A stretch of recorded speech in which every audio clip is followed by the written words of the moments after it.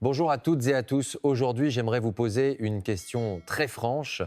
La nuit dernière, combien de fois êtes-vous allé aux toilettes? Une fois, deux fois, peu. Être que certains d'entre vous y sont même allés trois fois ou plus. Vers 2 heures du matin, vous sentez soudain une lourdeur dans le bas-ventre et vos yeux s'ouvrent brusquement. Ah encore, les toilettes, vous vous dites en vous levant, mais tout votre corps est lourd comme du plomb. Vous marchez prudemment dans le couloir sombre, vous allez aux toilettes, puis vous vous recouchez, mais cette fois, le sommeil ne vient pas.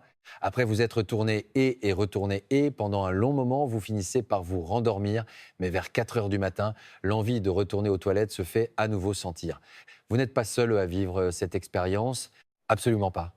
Votre voisine, la signora d'à côté, l'ami que vous croisez tous les matins sur la piazza pour le café, ou encore le paroissien assis à côté de vous à la messe du dimanche, tous partagent des préoccupations similaires. Pourtant, la plupart des gens pensent ainsi. N'est-ce pas normal en vieillissant? Il faut juste faire avec. Mais est-ce vraiment le cas parmi les personnes âgées que je rencontre dans mon cabinet? Beaucoup me disent la même chose. Elles trouvent très difficile de se lever fréquemment la nuit pour aller aux toilettes. Comme elles ne dorment pas correctement, elles se sentent fatiguées pendant la journée, ont l'esprit embrouillé et somnolent, même lorsqu'elles rencontrent leurs amis. Ce symptôme que je viens de décrire est appelé en termes médicaux la nocturie. C'est le symptôme qui vous fait vous réveiller la nuit pour uriner. Médicalement, on définit la nocturie comme le fait de se réveiller une fois ou plus pendant le sommeil pour uriner. Cependant, se lever une fois est assez courant avec l'âge. C'est pourquoi on considère généralement que la nocturie nécessitant un traitement est le fait de se rendre aux toilettes 2 fois ou plus par nuit. Alors combien de personnes souffrent de cette nocturie? Laissez-moi vous donner une statistique surprenante. Plus de la moitié des personnes de plus de 65 ans souffrent de nocturie et ce pourcentage augmente avec l'âge. Qu'est-ce que cela signifie? Que ce n'est pas seulement votre problème. Cependant, le fait que beaucoup de gens en souffrent ne signifie absolument pas que c'est un problème à ignorer. Et c'est là que je veux vous dire quelque chose de très important aujourd'hui. La nocturie n'est pas un simple désagrément, c'est un signal important que votre corps vous envoie. Quel genre de signal? Le signal qu'il y a un problème quelque part dans votre santé. Et si vous laissez cette nocturie sans traitement, elle finira par affecter toute votre vie. Je vous expliquerai en détail dans un instant comment elle vous affecte. L'exposé que je vais vous faire aujourd'hui se divise en 4 grandes parties. Premièrement, je vous expliquerai précisément comment la nocturie détruit votre vie. Vous devez savoir qu'elle menace non seulement votre sommeil, mais aussi votre sécurité et même la santé de votre cerveau. Deuxièmement, je vous expliquerai clairement pourquoi vous devez aller aux toilettes chaque nuit. Je vous dirai s'il s'agit d'un problème hormonal, d'un problème de vessie ou si une autre maladie se cache derrière. Troisièmement, je vous donnerai des méthodes pratiques pour résoudre ce problème. En particulier, je vais vous présenter aujourd'hui une solution très intéressante. Il s'agit de manger une banane entre 10 à 7 heures et 10 à 8 heures. Je vous expliquerai de manière limpide comment cela peut scientifiquement changer vos nuits. Quatrièmement, je vous dirai tout des préparatifs que vous devez faire chez vous avant d'aller à l'hôpital aux méthodes pour améliorer vos habitudes de vie.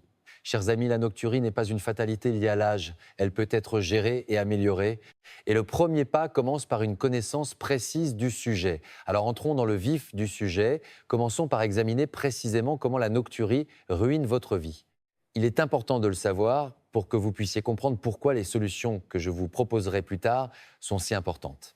Voyons maintenant en détail, point par point, comment la nocturie détruit concrètement votre vie. Premièrement, la qualité de votre sommeil s'effondre. Pensez-vous que tous les sommeils se valent du moment que l'on ferme les yeux? Non, le sommeil a des phases. Il y a le sommeil léger et le sommeil profond. Le sommeil profond, que l'on appelle en termes médicaux le sommeil à ondes lentes, est particulièrement crucial. C'est à ce moment-là que notre corps se régénère, que notre cerveau se réorganise et que notre système immunitaire se recharge. Mais que se passe-t-il si vous vous réveillez constamment la nuit pour aller aux toilettes? En médecine, on appelle cela la fragmentation du sommeil. Votre sommeil est brisé en plusieurs morceaux.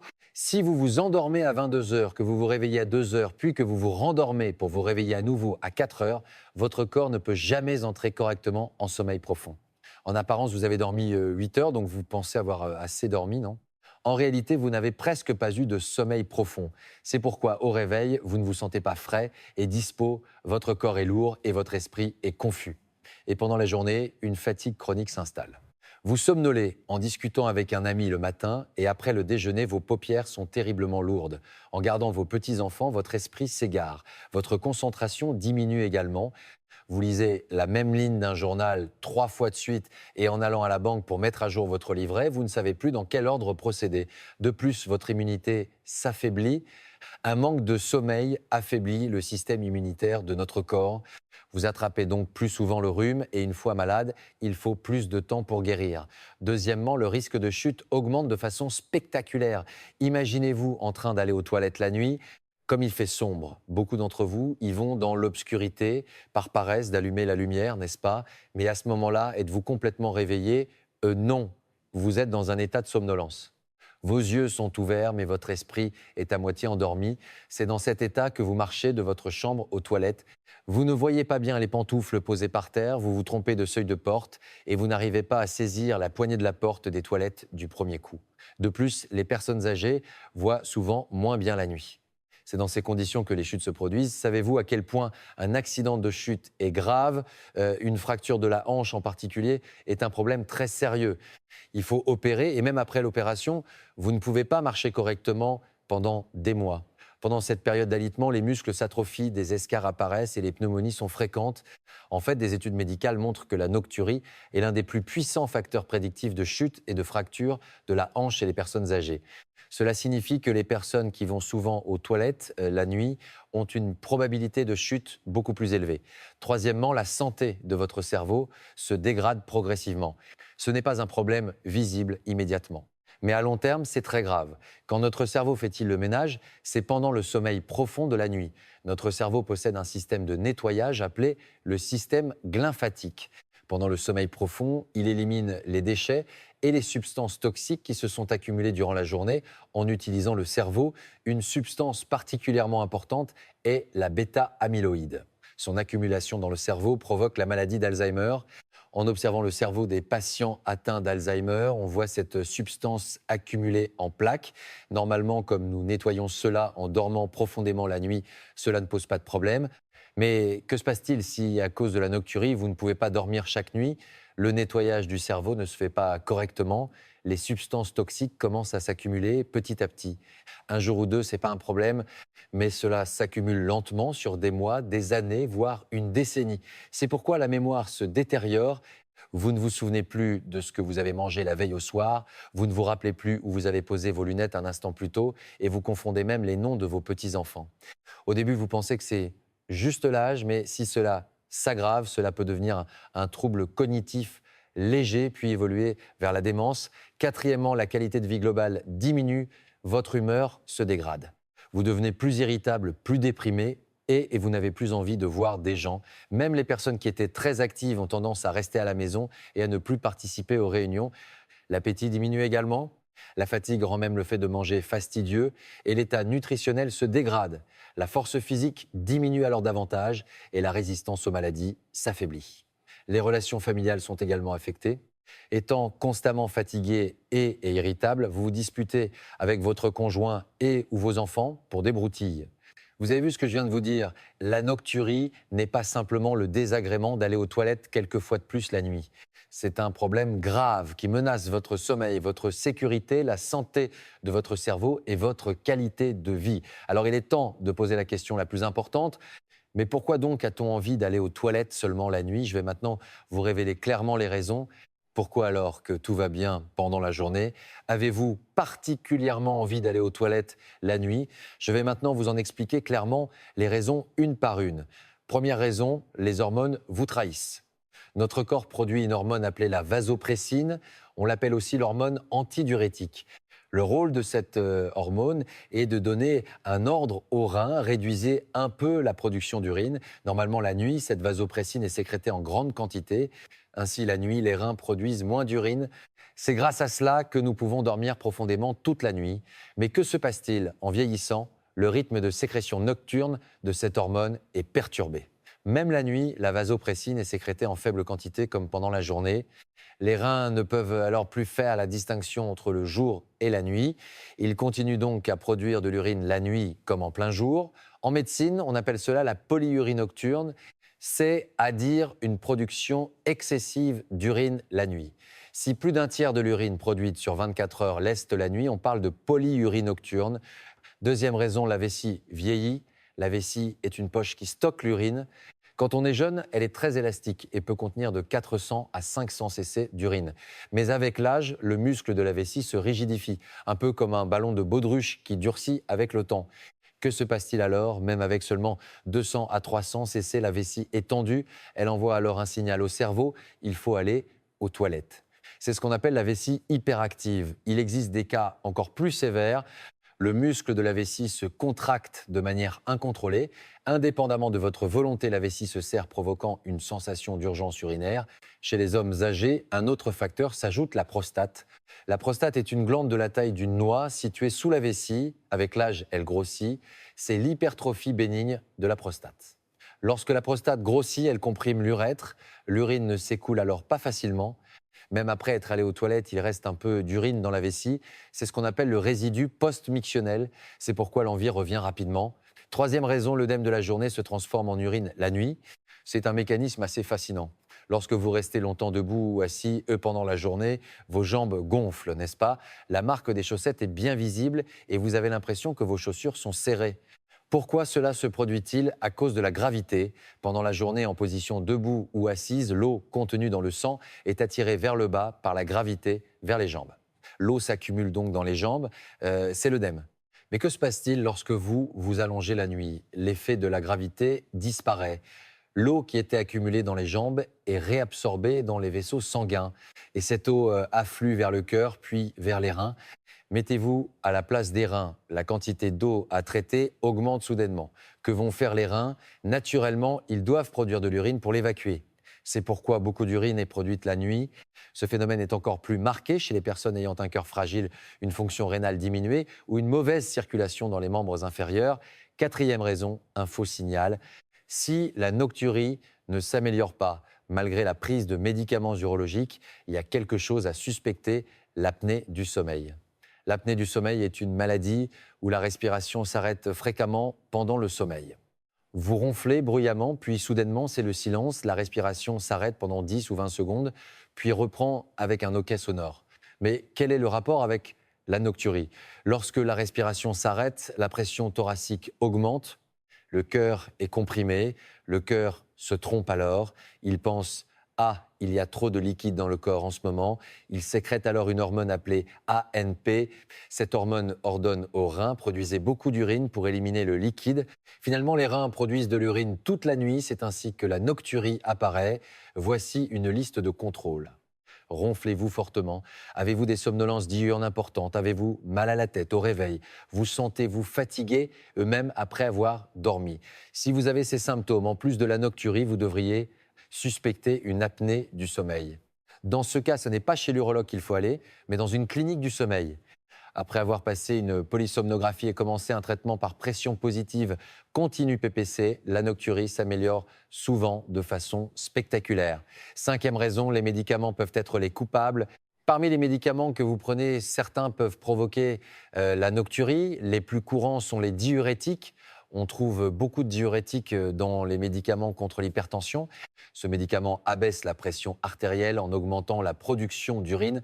Mais que se passe-t-il si vous prenez ce médicament tard le soir? De l'urine sera produite toute la nuit. Il existe aussi des médicaments contre l'hypertension appelés inhibiteurs calciques. Ces médicaments peuvent provoquer un œdème des jambes comme effet secondaire. Cela aggrave le déplacement nocturne des liquides, la troisième raison que j'ai mentionnée. Certains antidépresseurs comme le lithium peuvent également provoquer la nocturie. C'est pourquoi si vous souffrez de nocturie, vous devriez vérifier les médicaments que vous prenez actuellement. Le simple fait de parler à votre médecin pour ajuster l'heure de la prise ou changer de médicament peut améliorer la nocturie. Jusqu'à présent, je vous ai exposé les 5 raisons pour lesquelles on a envie d'aller aux toilettes la nuit: un problème hormonal, le vieillissement de la vessie, le déplacement des liquides, l'apnée du sommeil et les médicaments. Maintenant que vous connaissez les causes, passons aux solutions, n'est-ce pas? Je vais maintenant aborder le sujet qui vous intéresse le plus. Comment résoudre ce problème et surtout comment une banane le soir peut-elle changer vos nuits? Je vais vous l'expliquer de manière limpide. Alors voici la partie la plus importante. Comment peut-on réduire la nocturie? La méthode que je souhaite vous présenter tout particulièrement aujourd'hui est la banane du soir. Il s'agit de manger une banane entre 10 à 7 heures et 10 à 8 heures. Est-ce vraiment efficace? Il existe une base scientifique claire à cela. La banane contient un acide aminé appelé le tryptophane. Que se passe-t-il lorsque ce tryptophane entre dans notre corps? D'abord, il se transforme en une substance appelée la sérotonine. Vous avez déjà entendu parler de l'hormone du bonheur, n'est-ce pas? C'est exactement cela. C'est une substance qui améliore l'humeur et apaise l'esprit. Mais la nuit, cette sérotonine se transforme à nouveau. Elle devient de la mélatonine. La mélatonine est l'hormone du sommeil. Lorsqu'elle est sécrétée, nous nous endormons naturellement et elle nous permet d'entrer dans un sommeil profond. Que se passe-t-il lorsque nous dormons profondément? La vessie se stabilise. Le muscle de la vessie, qui était devenu hyperactif, se détend. La sensation d'avoir besoin d'aller aux toilettes la nuit diminue donc.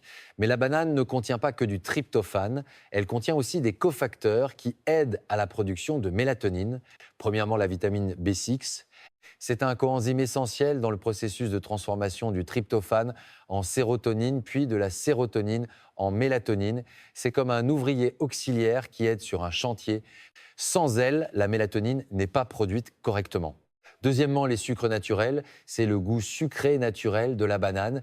Pourquoi est-ce important? Parce que cela stimule la sécrétion d'insuline. Lorsque l'insuline est libérée, le tryptophane l'emporte sur les autres acides aminés et pénètre plus facilement dans le cerveau. Il y a une barrière entre le sang et le cerveau et l'insuline aide le tryptophane à franchir cette barrière. Troisièmement, le magnésium et le potassium, on appelle ces deux minéraux des relaxants naturels. Ils calment les nerfs et relâchent les tensions musculaires excessives. La vessie est aussi un muscle. Ils empêchent ce muscle de se contracter de manière hyperactive. Beaucoup de gens ont des crampes ou des fourmillements dans les jambes la nuit et le magnésium et le potassium aident également à soulager cela. Alors quand faut-il manger cette banane? C'est le point crucial. Entre 10 à 7 heures et 10 à 8 heures est le meilleur moment. Pourquoi 7 heures? Parce que la transformation du tryptophane en mélatonine prend environ 2 à 3 heures. Si vous vous couchez à 21 heures ou 22 heures, il faut que l'effet de la mélatonine se manifeste à ce moment-là, n'est-ce pas? En faisant le calcul à rebours, la période entre 10 à 7 heures et 10 à 8 heures est parfaite. Ne peut-on pas la manger juste avant de se coucher? Ce n'est pas une bonne idée. Les sucres et la vitamine B6 peuvent avoir un effet stimulant chez certaines personnes. Il pourrait devenir plus difficile de s'endormir. De plus, cela peut peser sur la digestion et l'eau contenue dans la banane pourrait même aggraver la nocturie.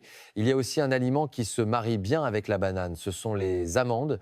Il est bon d'en manger 5 à 7 avec votre banane. Les amandes sont encore plus riches en magnésium. Cela augmente l'effet de relaxation musculaire. À l'inverse, il y a aussi un aliment qui ne se marie pas bien, c'est le lait. Beaucoup de gens mangent des bananes avec du lait, mais en pensant à l'absorption du tryptophane par le cerveau, ce n'est pas idéal. Le lait contient beaucoup d'autres acides aminés qui entrent en compétition avec le tryptophane. Cela ne le bloque pas complètement, mais l'efficacité est réduite. Évitez également de manger en même temps des fruits riches en eau, comme la pastèque ou la poire. Consommer beaucoup de liquide le soir augmente la production d'urine pendant la nuit. Maintenant, au-delà de la banane, je vais vous dire ce que vous devez absolument faire. Premièrement, tenez un calendrier mictionnel pendant 3 jours. C'est très important. Vous devez absolument le faire avant d'aller à l'hôpital.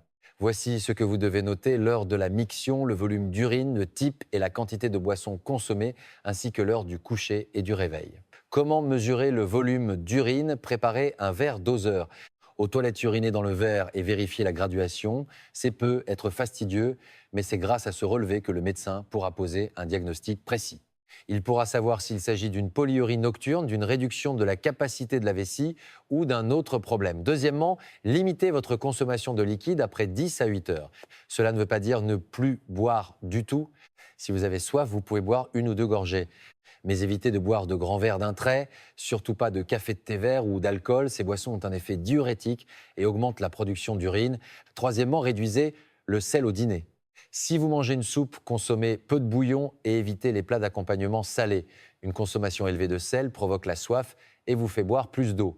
De plus, le sel provoque une diurèse osmotique, ce qui augmente le volume d'urine lui-même. Quatrièmement, surélevez vos jambes 1 à 2 heures avant de vous coucher. Allongez-vous sur le canapé ou le lit et placez des coussins sous vos jambes. Le but est de surélever vos jambes plus haut que votre cœur. Ainsi, l'œdème accumulé dans vos jambes pendant la journée retournera dans la circulation sanguine à l'avance. Vous pouvez alors évacuer ce liquide sous forme d'urine avant de vous endormir. La quantité d'urine à produire pendant la nuit sera donc réduite. Porter des bas de contention est aussi une bonne méthode. En portant des bas de contention pendant la journée, vous pouvez prévenir l'œdème des jambes. Cinquièmement, uriner impérativement juste avant de vous coucher. Juste avant de vous endormir, allez aux toilettes et videz complètement votre vessie. S'il en reste ne serait-ce qu'un peu, l'envie reviendra rapidement. Résumons les méthodes que je vous ai présentées. Une banane et 5 amandes entre 10 à 7 heures et 10 à 8 heures. Limitez les liquides et le sel après 10 à 8 heures. Surélevez les jambes avant de se coucher et uriner juste avant de dormir. Rien qu'en respectant cela, votre nocturie devrait beaucoup s'améliorer. Bien sûr, ce n'est pas une panacée pour tout le monde, mais c'est une méthode scientifique qui vaut largement la peine d'être essayée. Commencez dès ce soir. Chers amis, résumons en 3 phrases ce que nous avons partagé aujourd'hui. Premièrement, la nocturie n'est pas une fatalité liée à l'âge, mais un problème qui peut être géré et amélioré. Deuxièmement, il existe des causes claires au fait de devoir aller aux toilettes la nuit: changements hormonaux, vieillissement de la vessie, déplacement des liquides, apnée du sommeil et médicaments. Troisièmement, en mangeant une banane entre 10 à 7 heures et 10 à 8 heures et en changeant vos habitudes de vie, vous pouvez nettement améliorer la situation. Cependant, il y a quelque chose que je dois absolument vous dire. Si vous présentez l'un des symptômes suivants, vous devez consulter un médecin immédiatement. Si votre nocturie s'est soudainement aggravée, si vous ressentez une douleur en urinant ou si vous remarquez du sang dans votre urine, si vous avez des fuites parce que vous ne pouvez pas retenir votre urine, si vos jambes sont très enflées et que vous êtes essoufflé, dans ces cas, une autre maladie pourrait se cacher. Il pourrait s'agir d'une maladie grave comme le diabète, l'insuffisance rénale, le cancer de la vessie ou le cancer de la prostate. Allez chez un urologue ou un médecin de famille avec votre calendrier mictionnel. Si vous suspectez une apnée du sommeil, consultez une clinique du sommeil. N'ayez pas honte, les médecins rencontrent des dizaines de personnes avec les mêmes préoccupations chaque jour. Qu'y a-t-il de plus important que de bien dormir la nuit? C'est en dormant bien que l'on peut être actif et en bonne santé le lendemain, que l'on apprécie ses petits-enfants, que l'on a envie de voir ses amis et que la vie est plus joyeuse. Commencez dès ce soir. Achetez une banane et mangez-la à 17h30 avec quelques amandes. Dînez léger, en sel, buvez peu d'eau et allongez-vous avec les jambes surélevées avant de dormir. Puis allez une dernière fois aux toilettes et couchez-vous. Essayez pendant une semaine. Vous sentirez certainement un changement et ce changement transformera petit à petit votre vie. Je vous souhaite à tous de passer des nuits paisibles à partir de ce soir. Prenez soin de vous.